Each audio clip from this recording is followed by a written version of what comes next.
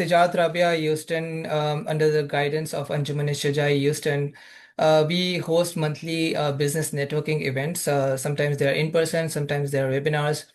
And these events are mainly organized with the aim to create business mindedness in Muminin. And this is by bringing together people from different industries, age groups, and business experiences to sort of create an environment of collaboration and meaningful business dialogue and growth.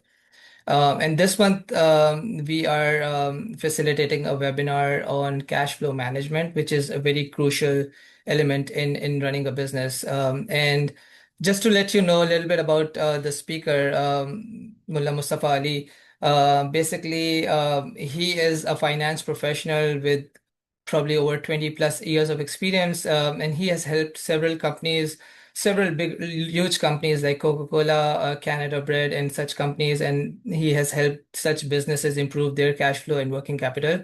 He's also runs a couple of successful businesses as a consultant. And in this practical session, he is going to help us understand how to take control of the cash, how to reduce overall financial stress, as well as build more sustainable and stable business.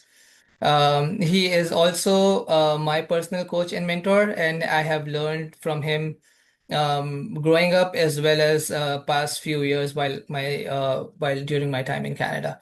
And I'm very excited for this as well. Being an entrepreneur myself, very excited and very eager to learn what he has to give.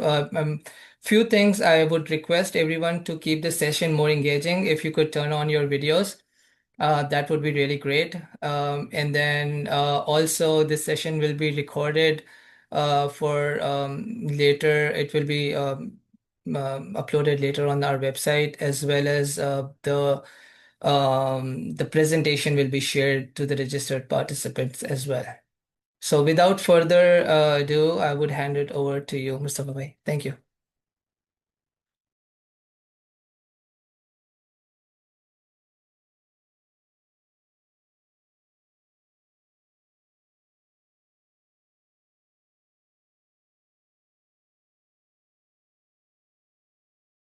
Thank you so much. Yeah, I was muted, but I hope everyone can hear me now. Give a quick thumbs up if you're able to hear me, please. Perfect. Thank you. Thank you so much. Bismillahir Rahmanir Rahim. I would start with Shukranullah, Alhamdulillah first, and Shukr of our Akamwala actually, who has given us the opportunity, who has given us the guidance to earn rizq halal. Not only that, but then the Qarzan Hasana as an institution, and then above all, Tijarat Rabia itself, which is a forum which allows us to learn things. So my goal tonight is to go over the cash flow management with you guys. We'll cover the why and what, and dive into very simple, practical strategies, solutions that you could use as a budding entrepreneur. So please let me know by a thumbs up if you're able to actually see my screen, hear me clearly as well. And as Josefa said, I would love to see your faces as you're attending this webinar, because that keeps me not talking to empty blocks, but actually is more engaging for me. So I really appreciate that. Thank you so much for those who are turning their cameras on. I really appreciate that. So as I said, the agenda tonight is to talk about cash flow management. We'll take a short break in about like 8:45-ish for the prayers. Local time here. I live in Canada in Mississauga, so my local time prayers would be 8:45. We'll take a short break. I'm hoping that the presentation is completely done by then. And then after the break, we will do the question answers. Anything that you guys have as pertinent questions, we'll be able to answer those. So everyone okay with that? Give me a quick thumbs up, or a nod is fine as well if you have your cameras on. All right. How many of you relate with this picture right here? This picture was one of my favorites. A lot of entrepreneurs, and this is what I saw when I saw the registration as well. A lot of people registered and answered some of the questions. The key theme that I gathered from that was that a lot of you might be relating to this picture. We see profits in our business. Yes, it's profitable, but we sometimes struggle with the cash visibility and uncertainty of it and all. And some of you even talked about the feast and famine cycles that you go through. So we'll talk about all that. We'll unpack all this. Most businesses do not fail because they are unprofitable. They fail because they run out of cash. So let's look at why some people struggle, why some people struggle, and why some people succeed. And maybe through a thumbs up or something, you can actually let me know that yes, which group you are part of and which thing relates to you. So there's a group B. Let's start with that. They have some good amount of sales, but their sales does not generate equivalent amount of cash for them because they have limited predictability, as I saw in some of your responses. They have, and this is why they're always reacting to whatever is happening around in their business. Then there is a group A. They know their numbers. As Josefa mentioned, I am a finance guy, so you know that we will talk about numbers today. They collect fast. Their accounts receivable, as Mola always says, cash no business karo, vyapar karo, the cash no business karo. So they collect fast, even if they're giving they're selling on credit, and they control their spending. They have good control on their spending as well. So obviously, Group B, as you could say, is struggling. And Group A is something is a group that is successful, right? Obvious things. I'm sure a lot of you would relate to either of these groups that, yes, I'm part of Group B, maybe I'm part of Group A. So cash flow mismanagement is actually a silent killer. And the statistics shows that cash flow problems drive 82% of business failures. And most of them, unfortunately or fortunately, were avoidable if they knew how to manage their business. And this is what we will dive deeper into in our session today. So let's understand what cash flow is. Revenue, a lot of people, a lot of entrepreneurs, when you talk to them, they say that I know my sales. I know exactly what I'm selling. I know my numbers very well. But revenue is not cash. Same at the same time, your profit is not your cash as well. Cash, what we are going to talk about, as I said, promised you that I'll keep it very simple, non-financial, non-accounting way. Cash is actually simply money in and money out.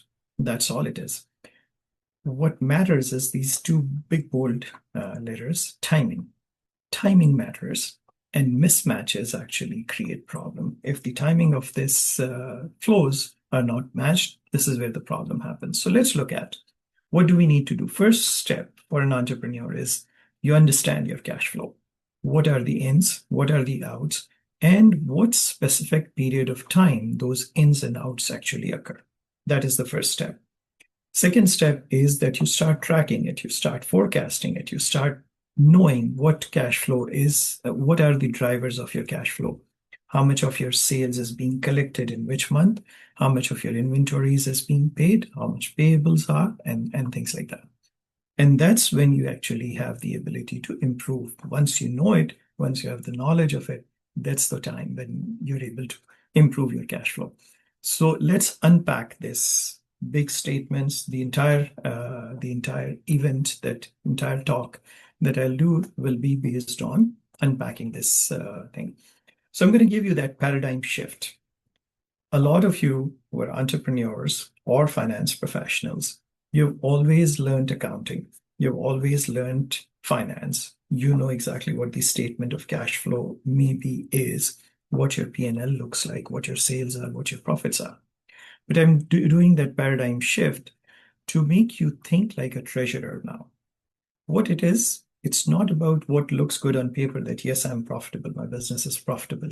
It's about what keeps the business alive and moving. So, what's traditional thinking is we are profit focused, nothing wrong with it. Monthly reporting, yes, my accountant takes care of it, so I have nothing to worry about. They file all the returns, they do the tax, they do all the numbers. I am very happy with that.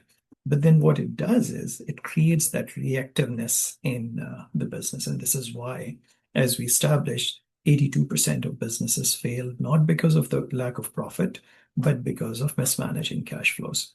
And this is why their growth first opportunity becomes a challenge. What's treasury thinking? Simply speaking, they are cash focused. Money che to honey che, that kind of thing.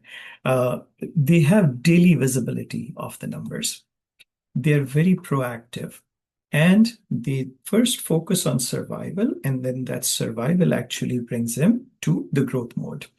So, as they say, profit tells a story, cash flow tells the truth, right? Uh, the title of this webinar actually came from Warren Buffett. He said, "Cash, though, is to a business as oxygen is to an individual. Never thought about when it's present. The only thing in mind when it is absent." I didn't say that. Warren Buffett said, and this is why the title of this webinar is this. So we don't optimize oxygen, right? Have you ever seen that? Okay, I need to make sure that I keep this much of oxygen with me. Oh, it's there.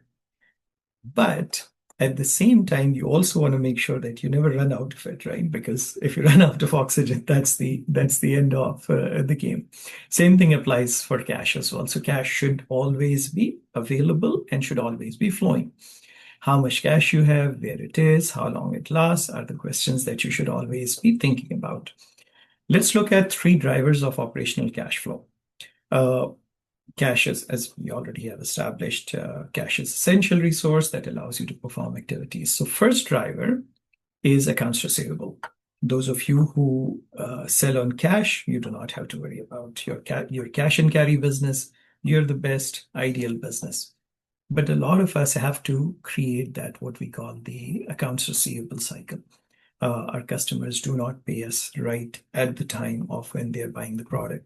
Say if you're in the sign business or you're in a project-based business, you don't get paid because you're bringing in the sign over there or when you bought the inventory. Your payments are based on the project, right? So accounts receivable naturally gets created. Inventory.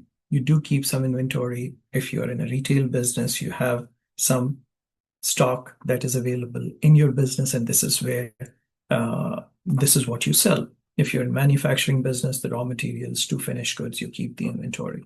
If you're in project-based businesses, again, you keep the inventory. So second driver of cash. And the third driver, interestingly, of cash is accounts payable. So there is money in accounts payable as well. The money you owe to the suppliers and for goods and services that have been provided but not yet paid for. Simply put, what are the cash inflows? Any cash that is coming into your company is your inflow. If your customer has purchased your product or service, it is a cash flow, but the cash will come in at a later time if it is on credit, right? So the timing thing that we talked about earlier. Cash outflow, whatever money leaves your business. If you've bought your products on credit, obviously the cash is not leaving your door right away. I'm going to take a quick pause. I'm going pretty fast here. Any questions, any concerns, anything that people have, or so far the speed is okay? Am I doing all right? Give me a thumbs up if you're okay following the pace. Otherwise, please shoot your questions in the chat box. Okay. All right. A few thumbs up. A few of you are probably thinking, okay. All right. Okay. Let's move on. What I talk about is protect liquidity through working capital. Working capital quietly determines whether you can invest, grow, weather uncertainty, or scramble for cash. That's what the working capital does. Profit is nice. Yes, it's on books, right? As some people say, profit is vanity, cash is reality. I'll let that sink in. Profit is nice, but liquidity is non-negotiable. Your cash gets trapped into, as we talked about earlier, slow receivables. If your customers are not paying you on time, obviously your cash is trapped. If you have excess inventory, that's when your cash gets trapped as well. If your payments to your suppliers are not timed properly, then that's when your cash gets trapped. Working capital discipline, if you have a disciplined approach to it, protects your liquidity, reduces financial stress, supports growth without constant borrowing. So our theme today is how do we run our business without the need of constantly financing our business. Our business operations should be self-sufficient, self-funding, and this is how we do. So liquidity, if you're in a growth mode, liquidity is a good proxy for relative net worth. You can lie about cash. You cannot lie about cash, stocks, and bond values. I didn't say that. Mark Cuban said that. All right, let's look at where do the cash get stuck normally. So if the customers are slow paying, your cash is stuck because your customers' money is not there. Your It could get stuck in shelves as well. So if you have a retail business or a warehouse or a manufacturing facility, it could be sitting on your shelves. Or some people who pay to their suppliers very fast. I've seen entrepreneurs who would say, you know what? I don't want to keep anyone's money with me. As soon as I get the products, mal આવે છે, મેં તરત check લીખીને આપી દઉં છું. Now that stock actually sits in your shop, in your store, or in your warehouse for way longer than that, but your cash is already out, right? So that's something to think about. Bottom line here is cash must flow. There's a reason why it is called cash flow, right? So this is just my quirk here. Food for thought. In order for the numbers to be better, if you want your business numbers to improve, you have to be on top of them, right? If you don't know what you're managing, you cannot really manage it.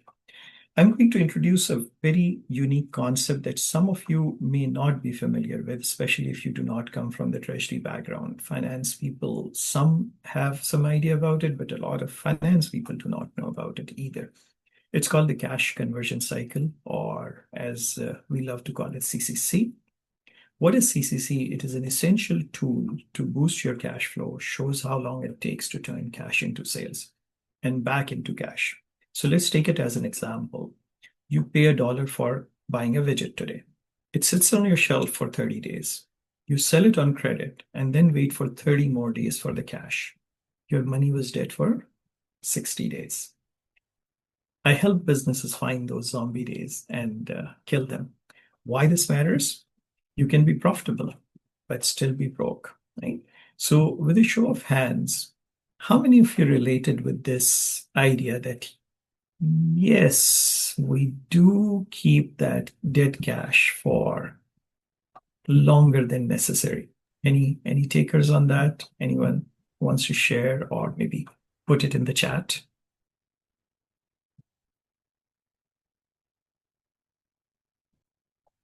Yeah. Anyone else? Okay, let me ask this question. Do you actually, and you can just give me a thumbs up, do you actually know what your CCC is? How many days your CCC is? I just also want to mention everyone. If you all want to speak, you can always unmute yourself and communicate. Perfect. That'll be. So does anyone know what your CCC is if you're running a business? Is this something that you track in your business or have good idea about? I want to make sure that this concept actually gets embedded tonight if you're running a business. I'm Yeah, running a business and my CCC is anywhere between 30 to 90 days. 30 to 90 days. Okay. So shorter the cycle, healthier is the business. Correct. Yep. All right. So that 90 days period is actually where you need to finance that business through some other source. That is true. Either your profitability has to be available for those 90 days long, that you sustain your business for 90 days, or your goal is to shorten the cycle. So stop paying your suppliers sooner, start collecting faster. Obviously, there are things that are dependent on the industry as well. Some industries do dictate some payment terms because this is how the norm is. And then you say, if I don't give them a credit for, let's say, 90 days, they are not going to buy from us because the other supplier is willing to give them the credit for 90 days. So it could happen. However, this is something that you should keep in mind. Any other comments? No, move on. Okay, There is a message in the chat. sure, go ahead. Yes, Josefa. I can't see the messages, so please, if you could read it out for me. Yeah, the message is someone is saying like not sure how CCC is tracked in my service-based business. Correct. And service-based business is obviously when you're giving the service, you do not have the inventory, you do not have a whole lot of accounts payable either because you're more service organization. However, if there is any element of your accounts receivable which is way longer, then you could sustain, your cash flow could sustain. That's the amount of time that you need to be cognizant of, right? So let's look at some practical tools that I'm going to discuss with you tonight. So know your cash weekly. Any kind of business that you run, make sure that you know your cash weekly. Track inflows and outflows every week. Simple spreadsheet is good to start with. It's use it as a decision-making tool. Remember, visibility equals control. You can't manage or control what you don't see, right? So in your business, it should fairly be visible. Quick example here for a cash flow statement is right here. All you do is start with your cash inflows. This is what comes out. This is what my cash sales are. This is what my accounts receivable that I'm going to be collecting are. This is what the other some receipts are, and these are the payments that I'm making. Remember, this is not your P&L. You're not putting in the P&L numbers here. You're actually making it week after week. This week, I'm paying this much of payroll. This is your cash inflow and cash outflow. All right, let's moving on. Start forecasting. And this time, forecast with a purpose. What do I recommend do?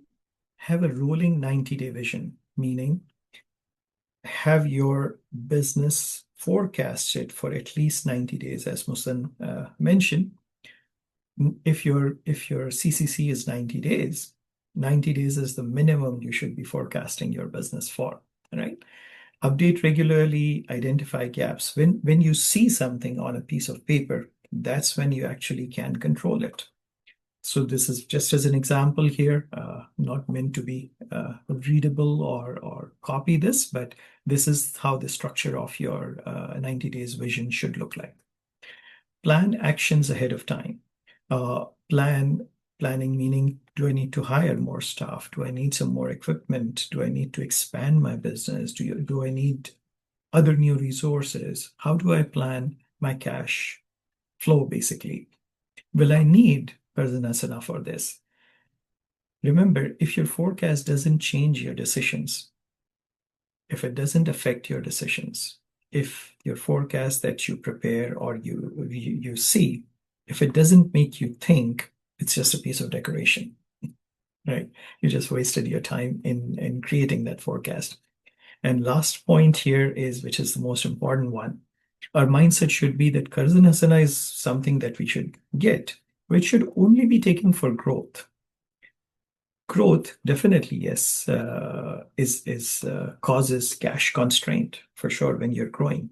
But then operationally, your business should be relying on through the working capital, not working capital again. And what I found here was a good concept called fund velocity. What fund velocity is if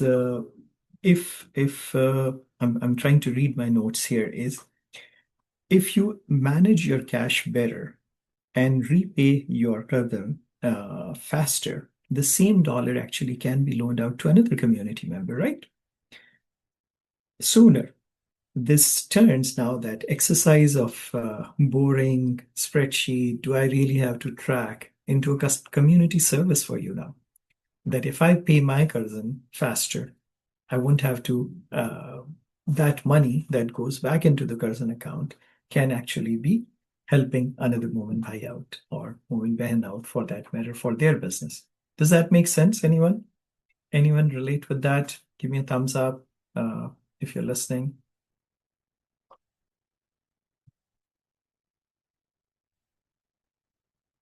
All right, let's move on. Working capital equals hidden cash. Cash tied up in your business is cash that you don't control, obviously, right? Most businesses look for funding when cash is actually already inside their business. Transaction and business, the transition to actionable tactics. So actionable tactics are, what do we focus on?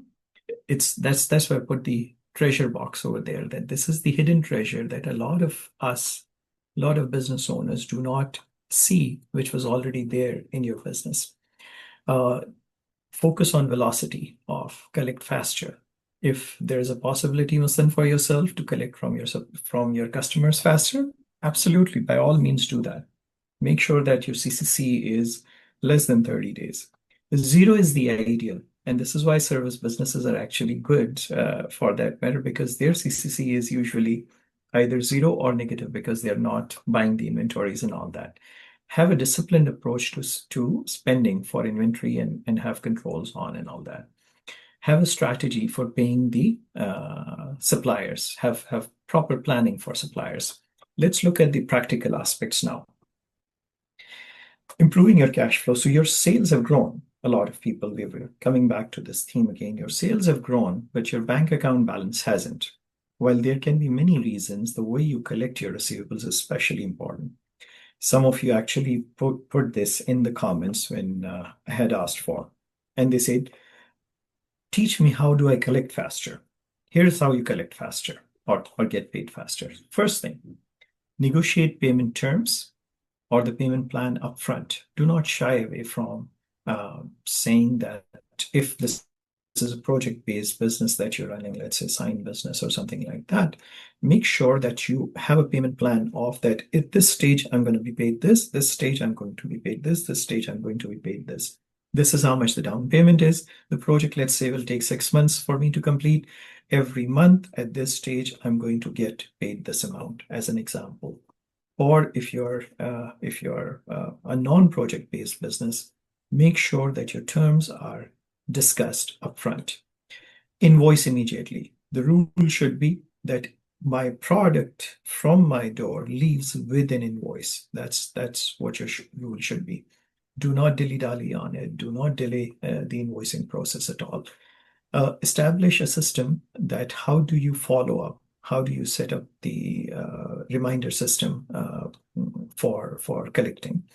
Set up speedier receipt processes as well. How many of you go through where your customer says the check is in the mail, right? A lot of times, a lot of people do hear that check is in the mail. Never, ever, ever go into that kind of situation. Why check? We live in 21st century. Have an ACH if you're in America, if you have an EFT system in place. If wires is too expensive, ACH and EFT systems are pretty cheap. You could actually have that in place. You don't have to wait for checks to come in the mail and all that. So make sure that you have subscribed to those services with your bank so that your cash is collected faster in your bank accounts. And then last but not least, of course, be in always communication with your customers directly. That's something that's the most important piece, right? Let's look at the inventory piece, the warehouse. You recognize the pictures that I had used earlier. So these are the same pictures. I'm going to talk about inventory.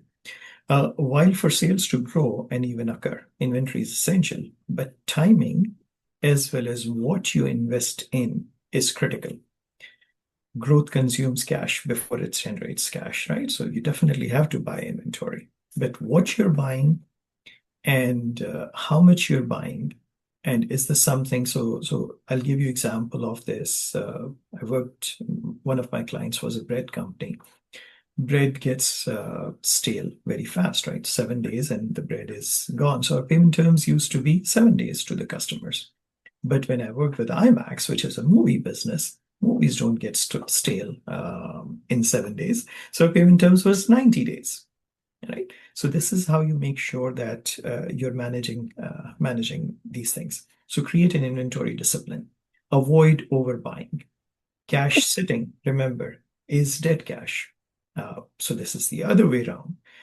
You do not necessarily have to have that. If you have a lot of cash sitting in your business, that's not a good thing either. That means that you're not actually putting it to use. But then if you've used it too much, that's a bad thing as well. So make sure that you have a proper balance available over there. Align purchases with demand. What products get sold faster are the products that you should invest in more. What product gets sold slower, you don't invest in those, right? So even if you have a seasonal business, obviously you would not invest in parkas and jackets during summertime. That's redundant, right? Avail return option if available. Sometimes certain companies have the ability to take your products back if they were not sold or if there was something wrong. Make sure if this is available, you definitely want to make sure that you avail. One quick tip that I'm going to give you, one of my fellow LinkedIn associates named Moisbhai Patanwala, he lives in Dubai. And I really enjoy his articles when he writes on LinkedIn. So if you have your cameras ready, maybe you can scan his QR code. I would like you to read his articles. Every day, he gives a tidbit about how to manage inventory. He's a supply chain specialist uh, and lives in Dubai. He's educated from UK, has good knowledge, good understanding of how supply chain inventories and stuff like that works. So I would recommend you go check it out on LinkedIn. Let's talk about accounts payable. So maintain business ethics. Of course, you can't burn bridges with your suppliers by not paying them at all or always delaying the payments and all that. You have to make sure that you have good relationship with your suppliers. But then at the same time, be strategic about when you pay your suppliers. And that's what I call the smart businesses, right?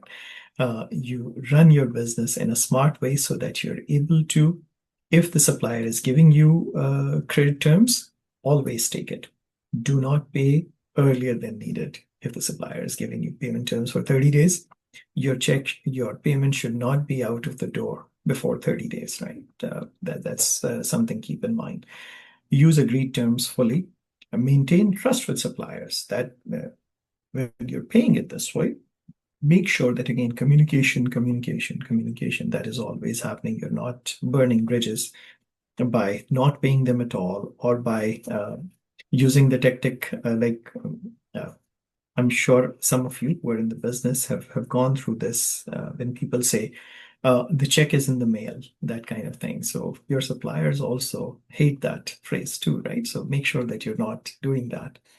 Avail credit card option if available. What credit cards do is, obviously, I'm not saying that you carry credit card balances or interest bearing and all that. A lot of companies do accept credit card payment as an option. So if that is available, make sure that you avail that. When you do that, you have made the payment to the supplier through the credit card, but your payment to the credit card company, your credit card company, isn't due until the next, let's say, another 25 days. So think of if your supplier is giving you 30 days term, on 30th day, when you pay on your credit card, your credit card bill is not going to be due for another 25 days. So there you go. You have actually stretched your payable to 55 days. Make sense? Let's look at some of the metrics that I'm going to suggest you start tracking.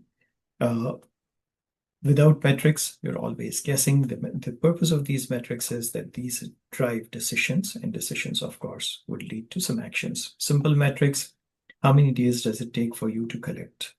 How many days your inventory stays on the shelf? How many days does it take for you to pay to your suppliers? Cash conversion cycle we just talked about. How much cash you have on hand? This is funny. A lot of business owners I've seen, they look at their they check their bank balance way more than they check their blood pressure because they think that if there's money, my bank app says that there's money in the bank, that means I have money in the bank. But what did we forgot here? We forgot the forecasting thing. The cash in hand may not be the real number. That could still be vanity. The cash in hand could still be vanity because there are a lot of payments that are coming out of it. So forecasting accurately is an important piece. Uh, Can anyone share here at this point, which one of these feels the biggest leak in your business? Collections, inventory, payable,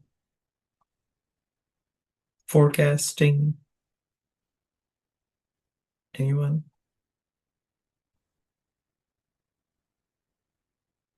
Everyone is so shy or maybe sleepy. I'm not sure. I hope I'm not too dry here. I tried to keep it non-finance as much as possible. Anyways, So let's look at some of the responses in the chat are okay. DII and receivable collections. Okay, DII and receivable collections. Okay, perfect. Perfect. I'm glad, yes, that some of you are relating with this. So let's look at some real life scenarios. There is this overstocked retailer. Some of you might relate with this guy. Uh, High sales, but no cash. They have inventory overstock. Their collections are slower. How do we fix it? We create what we call just-in-time inventory or JIT inventory. We discipline their cash collection cycle, and the result, within 8 weeks, we can actually turn the businesses around into a positive cash flow situation. Then there is, on the other hand, there is this well-managed manufacturer. They have high sales as well. Uh, their situation is that they do just-in-time inventory, they have effective supplier relationships, but they also have the important piece that they have is daily cash reconciliation, weekly positioning, and metrics review, rolling 90 days forecasting. And their result is strong cash position. Their Kardan gets paid very early as well. And this is how they are able to run their business. So how did we transform this? We transformed by not by tracking their collections and collecting faster. Let's do a quick recap before we take the break here. So the truth, most businesses don't have a revenue problem. They have what we call the cash management system problem. What do strong businesses do? They have daily visibility, forecasting, discipline, and they have systems available. How I help businesses is I perform the cash flow audit, set up cash flow systems for them, build their forecast, improve collections, strengthen their working capital. Uh, and I can definitely help fix these things. So, bottom line, last few words, your takeaway thoughts are revenue and bank balances are vanity. Profit is accounting, but cash flow is reality. Calculate and maintain what I call your sleep at night number is that, say, $10,000 of cash, if I have, as an example, in my bank all the time, I feel safe. I feel happy. I feel I can sleep easy at night. And that's what cash and sleep at night number is. Make sure that you have something like that accounted for. Now I'm going to put this slide up. We'll take a quick break. I'll come back in, say, 7 minutes, 5 minutes. Read these quotes if this is not your namaz time. I know it's a busy slide. There is a QR code here. You can actually connect with me here through LinkedIn. And I'm going to turn my camera off and we'll come back shortly. So now next is just the Q&A piece. So if you're okay, I can actually stop sharing my screen and we can just look at the questions. I'm not able to, if I see the Yeah, Q&A some piece. of the questions are in the chat. Okay. Someone just asked what percentage of profit is a good cash reserve hedge, assuming the rest is Hmm. reinvested or divested to owners, etc. Right, right. Okay. So the see that depends on your line of business. And when we say this percentage of profit is good or that percentage of profit is good, that depends on what your business model is. Thank you. I've got the questions on phone now, so I can look at it.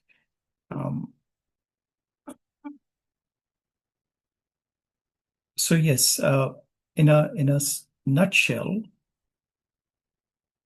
the this depends on the business model that you have. Uh, if I were to say how much you want to keep, um, maybe can whosoever has asked this question, can you elaborate a little more on that? Please unmute yourself and go ahead if you're still on the call.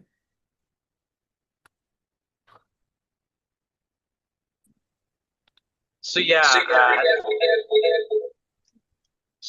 so we have essentially like a property management business.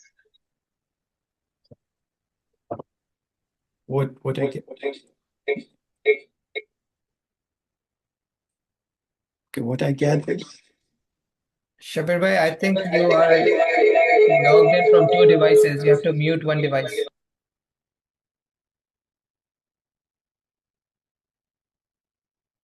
okay. Can you come back again? I think Shabbir Bhai was trying to say he is in the property management business, Okay. and what he would like to see is what percentage of cash flow can be hedged into as reserved. Okay. See, like I'll cite, say, Mustan's example, uh, and we'll take it from there. So Mustan said his CCC is 30 to 90 days. So that means your profitability should be so much that the cash that you collect is good for you to sustain your operations for the next 90 days. So say you're starting your business uh, day one. Let's not starting your business. This is day one as an example. And from day one, your next collection is going to happen in 90 days. So you should have enough cash available here that would last you for your expenses for 90 days. So type of business, what kind of expenses your business would have, plus what your CCC is going to be. That is what will determine. And this is something that requires a bit of analysis. So I can't really say, okay, have 10% of cash available kind of thing, Shabir bhai, if I answered your question.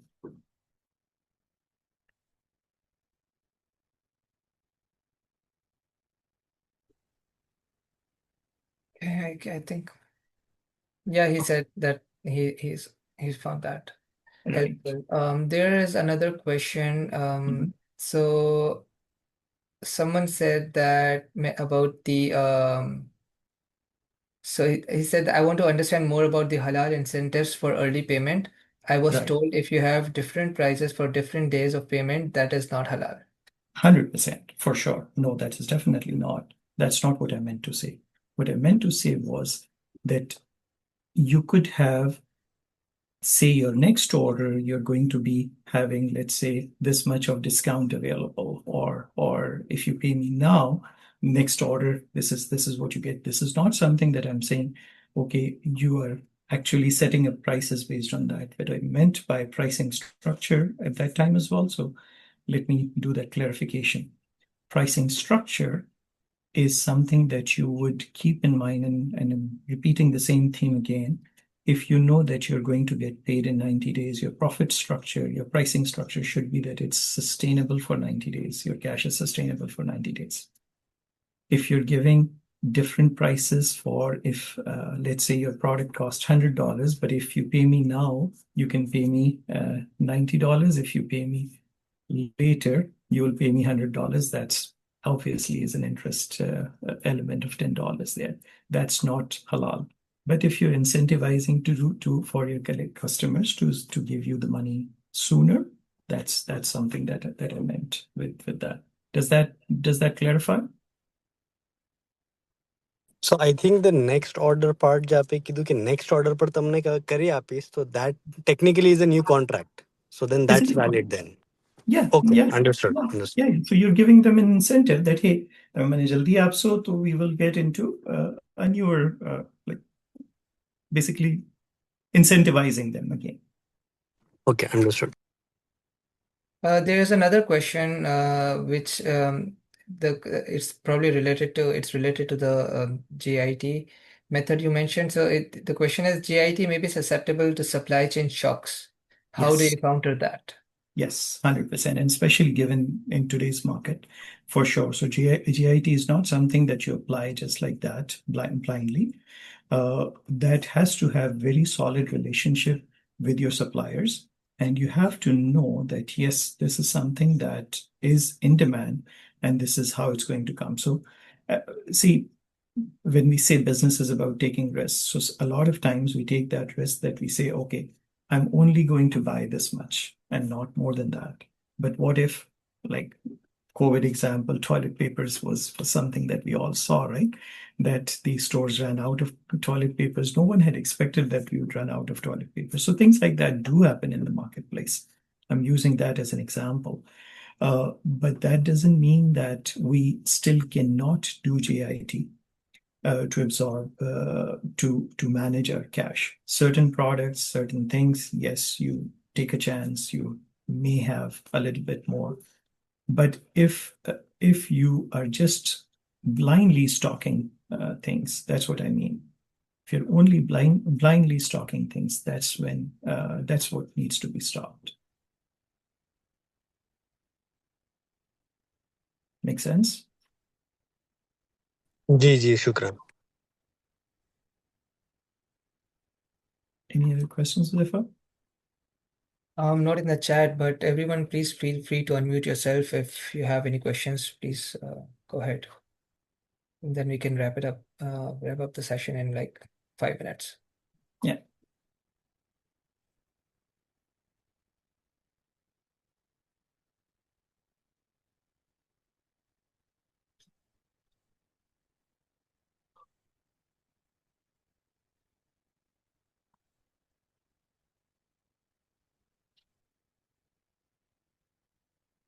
All right, it looks like there isn't any further questions. Do you want to say anything before we wrap up, Mustafa?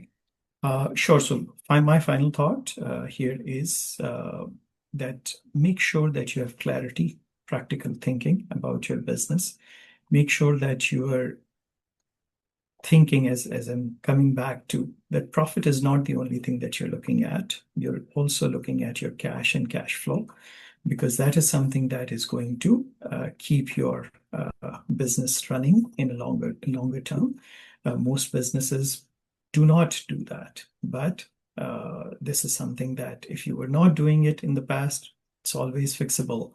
You can have the right visibility, right discipline, and a few simple systems that you could put in place, which could actually start to make a difference in your business.